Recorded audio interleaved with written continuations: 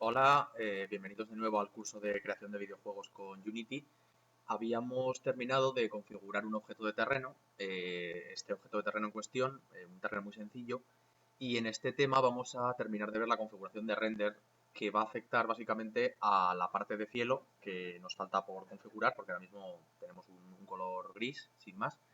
Y también vamos a añadir unos efectos de niebla que van a afectar pues, a los objetos en el horizonte sobre todo, ¿vale? La niebla, pues bueno, fijaros que en este caso se trata de un desierto, pero bueno, sea cual sea el terreno, siempre interesa configurar un valor de niebla, sea mucho, sea poco. Entonces vamos a ver cómo configurarlo según el momento. Finalmente vamos a tratar un poquito el tema de iluminación global que nos deja tocar el menú de render settings, aunque hasta que no empecemos a trabajar con luces, pues no podremos ver el efecto, pero bueno, yo creo que quedará bastante claro cómo funciona el menú render settings, ¿vale? Antes de nada, fijaros que en el proyecto se ha generado un objeto que se llama New Terrain. Bueno, este objeto, os comento, si yo selecciono el terreno, entre sus componentes, como siempre, al final tenemos un colisionador de terreno, ¿vale? En el colisionador de terreno, los datos de terreno, que son este campo de aquí, si pinchamos, fijaros que nos indican que, ¿vale? que el objeto de colisión de terreno realmente es este. En este recurso de proyecto, además de guardar la información de colisión del terreno, pues también se guarda otra información como puede ser el posicionamiento de los árboles, de la vegetación o incluso el texturizado. Entonces, bueno, son recursos de proyecto que se generan automáticamente cuando creamos un terreno y en la práctica, seguramente os pasará que crearéis bastantes terrenos las primeras veces con Unity. Ya os he dicho muchas veces que Unity no solo sirve para hacer terrenos, ni mucho menos. Pero bueno, al principio, pues como es una cosa que gusta, pues se crean bastantes. Lo importante es seguir el convenio que hemos hablado sobre organización de recursos. En este caso, nos haríamos una nueva carpeta llamada terrenos, ¿vale? Y otro consejo que doy yo es que al recurso de proyecto también lo renombréis, porque New Terrain es un nombre que va a aparecer constantemente cada vez que queremos un nuevo terreno y al ponerle un nombre, en nuestro caso en castellano, o un nombre nuestro, el que queramos, ¿vale? Es mucho más fácil identificar si ha sido un objeto creado por nosotros con intención de trabajar con él o si ha sido un objeto creado por accidente, cosa que ya comprobaréis que os pasa. Bien, el recurso pues lo mandamos a su carpeta de terrenos y ahora ya podríamos empezar. Bien, el menú Render Settings, en mi opinión, está un poco escondido. Está en la pestaña Edit y lo tenéis aquí abajo, ¿vale? Render Settings. Es un menú muy pequeñito que se abre aquí a la derecha. Los menús de Unity, bueno, bastantes de los menús de Unity se abren en el inspector, como podréis comprobar. El problema que tiene este menú o estos menús es que en el momento que pinchamos para hacer cualquier cambio, el menú se nos va. Al haber seleccionado otro objeto en este caso, pues el menú se nos ha ido. Entonces en el render settings recordad, bueno, en el render settings y en cualquier menú de inspector recordad que hay un candadito muy pequeño aquí arriba que podemos marcar para evitar que cuando cliquemos se nos vaya. Bien, fijaros que el render settings comienza por la niebla, aunque en mi caso yo voy a empezar por configurar el cielo. Esto lo voy a hacer porque, bueno, según donde lo leáis, pues lo que se suele comentar principalmente es que la niebla se establezca en función de la caja de cielo. Aunque en algún libro dicen de coger el color de la niebla del horizonte, coger un valor medio, etcétera. Yo, bueno, ya lo probaréis vosotros, soy partidario, ya vais a ver ahora que configurando la niebla en función del material de cielo, el resultado es bastante más estético, ¿de acuerdo? El único problema que tenemos es que el Skybox Material, el material de la caja de cielo, si le damos a cargar, nos saca los materiales que tenemos cargados en el proyecto hasta ahora, es decir, pocos. Entonces, yo voy a cargar, perdón, un paquete de cajas de cielo que viene con Unity y para las primeras pruebas viene muy bien. Si vais a hacer un proyecto comercial, os aconsejo que utilicéis otro paquete de cajas de cielo porque este está muy visto para los que entendemos de Unity porque, bueno, lleva ya años en el programa. Bueno, creo que son 8 o 9 cajas de cielo, ¿vale? Además del material, pues el paquete guarda las texturas asociadas a la caja de cielo. Vamos a darle a importar y vemos un momento cómo está montado una caja de cielo, ¿vale? Realmente lo llamo caja de cielo, aunque realmente se va a comportar como una esfera que recubre el escenario. Lo de las cajas de cielo, pues es de tiempos de Counter-Strike, por ejemplo. Ahí sí que había cajas puras y duras, ahora pues se generan esferas que son bastante más estéticas visualmente. Bueno, en Standard Assets en Skyboxes tenemos las 9 cajas de cielo que os comentaba. Voy a elegir una de ellas, cualquiera, para que, bueno, tendré que quitar del inspector el candado un segundo. Bien, el material de caja de cielo, fijaros que está compuesto por 6 texturas, en el caso de, vamos a coger este que es soleado, que se ve mejor, y son texturas que básicamente guardan la captura de frontal, trasero, izquierda, derecha, arriba y abajo, que componen la caja de cielo. Aquí podemos ver una previsualización que no se ve muy bien desde este menú. Bueno, y fijaros como curiosidad que la textura de abajo de la caja de cielo, en este caso la han cogido blanca, porque realmente nunca vas a mirar por debajo del escenario. A no ser que haya un precipicio muy grande, etcétera, realmente nos suele interesar configurar la textura de abajo del cielo. En este caso pues nos la han puesto blanca, como lo podéis ver. De hecho, fijaros que el recurso de textura en sí mismo, si venimos aquí, es una textura de muy poca resolución. Bueno, volviendo al menú de Render Settings y poniendo el candado, lo que podemos hacer es darle a cargar materiales y bueno, ahora tenemos pocos materiales, si tuviésemos bastantes podríamos poner en la barra de búsqueda Sky y solo nos saca las cajas de cielo. Yo voy a coger una caja soleada, la A2 por ejemplo, ¿vale? Le doy a intro. Fijaros que en cualquier momento desde el propio menú yo puedo ver la previsualización de cómo se ve la caja de cielo, ¿de acuerdo? Entonces vamos a coger esta y una vez configurada, fijaros que afecta a toda la parte de la escena donde no hay un objeto, por así decirlo, ¿vale? Una vez configurada, vamos a pasar a marcar la casilla de niebla. Si marcamos la casilla de niebla, pues tenemos este efecto que no está mal, por así decirlo, podría ser peor, pero vamos a intentar mejorarlo bueno, pues para que quede mejor. Entonces, bien, lo que os comentaba, vamos a pasar al campo de color de niebla y está puesto a un gris por defecto. Con el cuentagotas, el consejo que doy yo en general es tomar el color del horizonte. Fijaros que en este caso he tomado el color del horizonte, consigo un efecto más azulado, que es el que se coge, el que toman realmente los objetos cuando están afectados por la niebla en la vida real. Perdón, el oxígeno es azul, por eso cuando vemos un objeto muy alejado, cuando vamos por carretera, por ejemplo, siempre lo solemos ver azulado. En este caso, pues he cogido el color del horizonte y el azul que queda es demasiado claro, es demasiado iluminado, en este caso para la escena de desierto que estamos haciendo.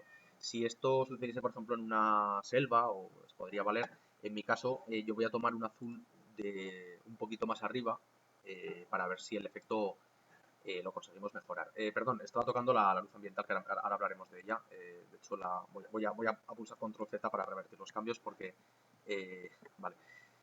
Y lo que os decía, el color de cielo lo vamos a tomar de un azul un poquito más fuerte. Fijaros que he tomado un poquitín por encima del horizonte.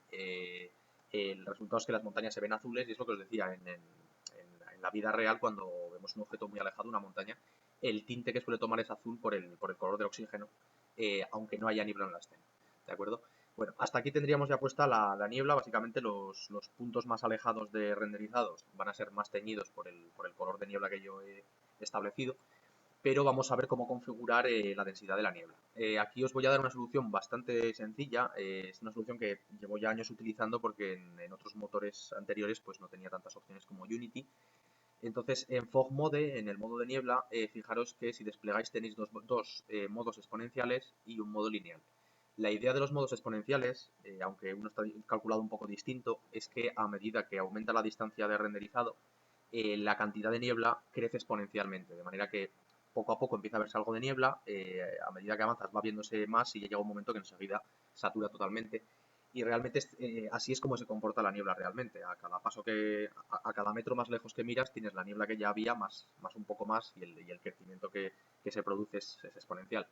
El problema del crecimiento exponencial, que se configura con este valor de fog density que tenemos aquí abajo, es que no es un parámetro fácil de entender. Es decir, tú vas modificando los valores y no te da ninguna referencia el valor numérico para decirte hasta cuándo va a llegar la niebla o dónde va a empezar. Por eso yo utilizo es un modo más tradicional de niebla, el modo lineal, que fijaros que bueno, el resultado es similar, tampoco es que hayamos perdido ni ganado gran cosa.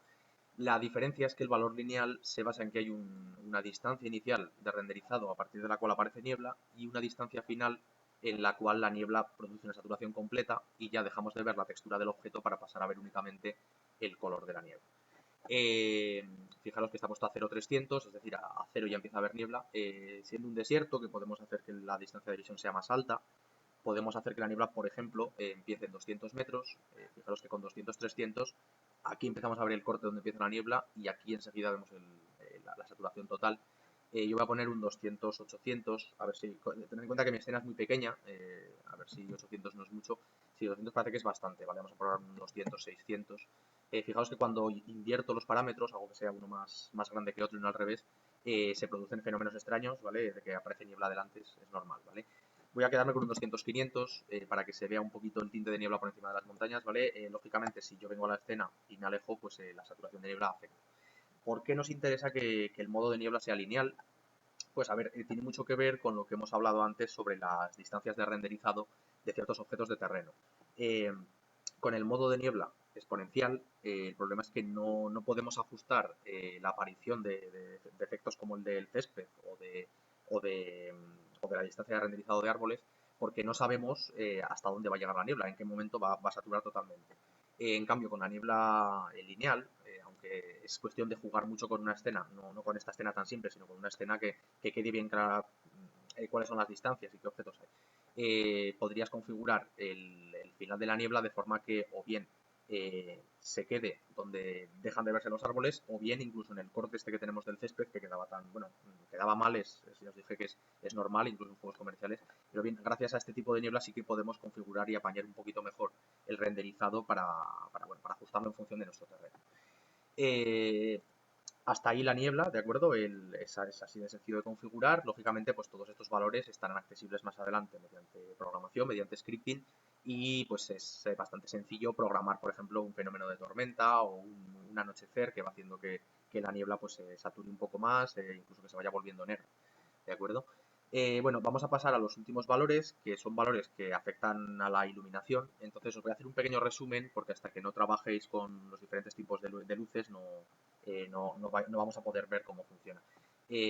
Aquí tenemos un factor de luz ambiental que es muy importante porque aunque Unity a nivel de luces tiene 4 tipos de luz principal, este es uno de los últimos tipos de luz, que solo funciona con la versión Unity Pro. Además de estos 3 tipos de luz, la luz ambiental es una luz que va a afectar a toda la escena, incluso a las zonas en las que haya sombra, como podemos ver aquí.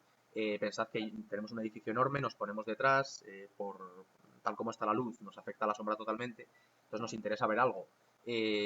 Porque, bueno, la fuente de luz la básica es direccional, entonces no es capaz de iluminar detrás de los objetos, entonces, bueno, la luz ambiental se va a encargar de que en esas zonas oscuras, o si estamos bajo techo, siempre haya un poquito de luz donde podamos ver algo.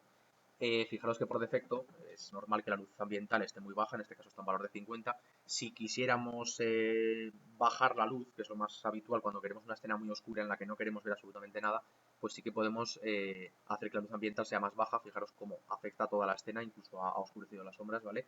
Y luego, incluso en casos en los que queremos que haya un cálculo muy rápido de render y que la iluminación no afecte en absoluto al rendimiento, podemos optar por no añadir luces a la escena y jugar únicamente con este valor de luz direccional, eh, pues para conseguir los efectos de iluminación de forma más rápida. No es lo habitual, realmente las luces, sobre todo las direccionales, no consumen tanto como para tener que hacer este tipo de arreglos, pero cuando trabajas con terminales móviles, donde interesa mucho el rendimiento para que la mayor parte de los usuarios puedan jugar a tu aplicación o a tu juego, sí que a veces pues, puede interesar utilizar este tipo de trucos, ¿vale? Bueno, la luz ambiental, pues yo realmente la voy a dejar para evitar luego problemas con este proyecto, la voy a dejar como estaba. Si en algún momento decidimos modificarla, pues lo haremos, ¿vale? Y bueno, sobre estos últimos valores, pues en primer lugar, los halos vais a ver que son efectos visuales que afectan a las luces de punto. Entonces, la intensidad de halo, voy a sacar aquí una luz de punto para que lo veáis, ¿vale? La luz, bueno, se me ha ido un poco lejos, pero bueno, vamos a acercarnos con la F, que lo podemos ver fácil. Voy a quitar un momento este menú. Entonces, bueno, estas luces de punto, que trabajad con ellas porque, bueno, iluminan dentro de este área, tienen configuración como puede ser el rango de iluminación, la intensidad, el color, etcétera. En las luces de punto, la casilla de halo nos genera este efectito de aquí, que es bastante útil en escenas oscuras o de noche para conseguir el efecto de deslumbrado que dan las farolas, por así decirlo. Bien, pues el efecto, si las luces están configuradas para dibujar un halo, generalmente el halo solo se aplica a las de punto, por cierto, porque veréis que en el resto de luces también se puede tocar el halo, pero no tiene mucho sentido. Volviendo al menú de Render Settings, el Halo Strength, la fuerza de halo, nos va a afectar a todas las luces por igual, a todas las puntuales con halo, y nos permite pues ajustar un poquito globalmente la iluminación de la escena.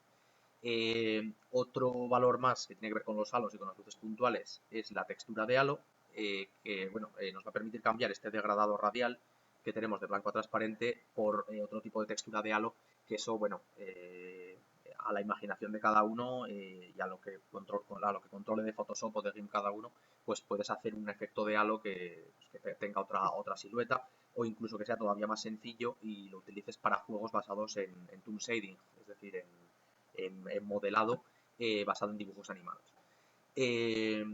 Otro valor que tenemos aquí es el Flare Strength, la fuerza de Flare. Este valor tiene que ver con las luces direccionales, ¿vale? Vamos a aprovechar que teníamos ya creada nuestra luz direccional de la escena. En las luces direccionales lo que podemos configurar es el Flare, que va a ser, por así decirlo, el destello que nos va a afectar cuando miremos la fuente de luz. Recordad que la luz direccional es un objeto aposicional, simplemente responde a giros y se comporta como si estuviese situada en el menos infinito. Para cargar un flare, fijaros que el recurso es un flare, es un recurso de proyecto que no tengo. Voy a cargar un paquete llamado Light Flares, es otro de los paquetes estándar de Unity que viene con 3 flares muy sencillos. Buscando en Google es muy fácil encontrar paquetes de flares para Unity, de hecho hay uno muy bueno, os aconsejo echar un vistazo. Bueno, ahora que hemos cargado el paquete, en Flare yo voy a cargar el de 50 milímetros, que es visualmente es el más bonito, ¿vale? Ahora la idea sería que si miramos vamos a intentar ponernos cerca de la luz, ¿vale? Y vamos a intentar mirar, bueno, ahí lo tenemos ya el halo, ¿vale? Si miramos a la dirección de la fuente de luz, comprobamos que se genera un efecto de halo, que es lo que queríamos conseguir. Pues bien, de este efecto de halo, volviendo al menú de render settings, la fuerza, perdón, efecto de halo he dicho, el efecto de flare, ¿vale? Recordad. La fuerza de flare pues también la podemos ajustar un poquito, ya veis que tampoco son cambios que afecten mucho, pero podemos ajustarla globalmente desde este menú si nos interesa. Bueno, por terminar, lo último que nos faltaría sería la Spot Cookie, que es para el tercer tipo de luz que nos queda, es decir, para la Spotlight, que es la luz de cono. En este caso, voy a venir un momento al cubo este que había creado yo en el centro del escenario, aunque realmente luego la escena pues la he modelado un poquito más hacia adelante. Pues voy a acercarme a una zona un poco conocida de la escena, por ejemplo, esta de aquí nos puede valer, y voy a crear una luz de spot. La luz de spot, vamos a fijaros que es un cono, como os decía. Aquí tenemos el efecto que hace. La luz de spot sirve para linternas, por ejemplo, focos de coche. Es configurable igual que las otras. El único problema, entre comillas, es que el resultado final pues no siempre se asemeja al tipo de luz que tú quieres conseguir. Lógicamente una linterna sí que puede tener un aspecto redondeado, pero una luz de coche puede tener un aspecto trapezoidal. Entonces, en ese caso, es cuando interesa configurar la cookie, la galleta, por así decirlo, que es el sombreado de la luz al afectar en el suelo. Las cookies, Unity también viene con otro paquete básico, perdón, en importar paquetes, Light Cookies, ¿vale? Es un paquete muy básico también de cookies para este tipo de luces, ¿vale? Voy a configurar, en primer lugar, la cookie para esta luz. Bueno, a ver, realmente lo configuro para esta luz para que lo veáis. Aquí fijaos que el efecto es un efecto más de linterna, aquí se ve la sombra de la bombilla, pero bueno, todo esto venía porque en el render settings, en el caso en el que tengamos muchas luces, por el motivo que sea, podemos modificar la textura de las spotlights globalmente para todas ellas aplicando la textura aquí. Es un uso que realmente no me ha tocado utilizarlo en casos prácticos, pero el menú render settings pues te da unos cuantos atajos para iluminación global, como pueden ser pues en este caso estos. Bien, con esto, con esta configuración, sobre todo lo referente a la niebla y a la caja de cielo, pues ya tendríamos finalizado la configuración del render de la escena y ya hemos aprendido una parte muy básica del trabajo con luces que os recomiendo que sigáis probando y testeando con ellas. Llegados a este punto, algo interesante que os comento que podéis probar es hacer una escena basada en oscuridad, no en luz, como hemos hecho hasta ahora, porque al trabajar en oscuridad, pues las luces juegan un papel bastante importante, hay que cuantificarlas muy bien. Y tanto la niebla, por ejemplo, pues también ayuda bastante a conseguir el efecto de oscuridad, permitiendo que a una distancia corta consigas ver. Entonces, eso ha sido todo por ahora. Ya hemos acabado con terreno, ya hemos dejado un terreno, entre comillas, bien hecho. Fijaos que le falta mucho trabajo, pero bueno. Esto ha sido todo por ahora. Hasta el siguiente vídeo.